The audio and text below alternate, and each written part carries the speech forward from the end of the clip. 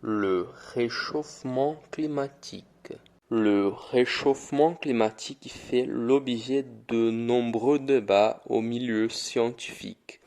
Mais avant d'en parler, il faut bien comprendre un autre phénomène, l'effet de serre. L'effet de serre est un phénomène naturel provoquant l'élévation de la température à la surface de la planète Terre.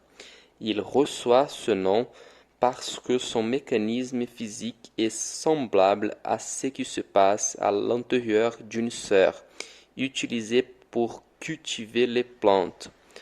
Dans ce cas, les parois transparentes d'une serre laissent passer les rayons du soleil. Le verre, à son tour, ralentit la fuite de la chaleur. Ce processus fait augmenter la température.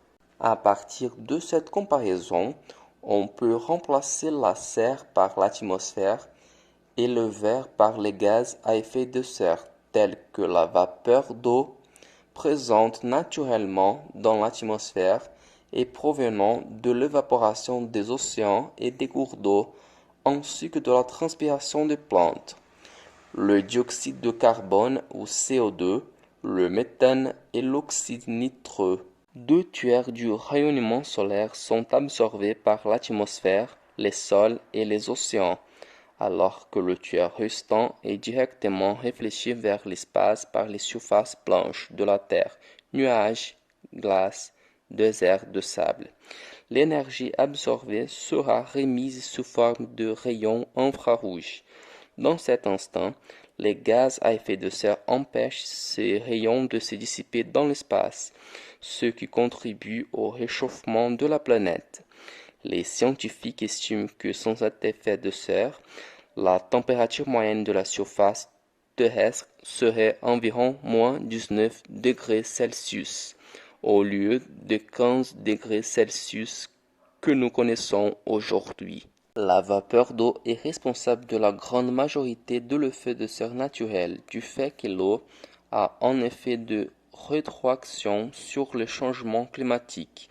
Au fur et à mesure que la température de la planète augmente, l'évaporation de l'eau augmente aussi et plus de vapeur s'accumule dans l'atmosphère. Autrement dit, les rayons infrarouges ne peuvent pas se dissiper. Le CO2 et le méthane ont également des origines naturelles.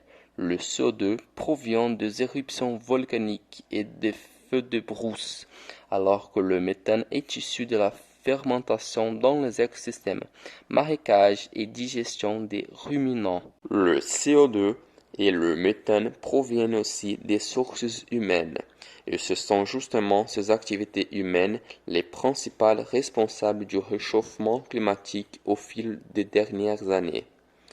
L'émission majeure de CO2 se trouve dans l'utilisation de carbone fossile, pétrole, gaz naturel et huile moteur, et charbon, surtout pour le chauffage industriel.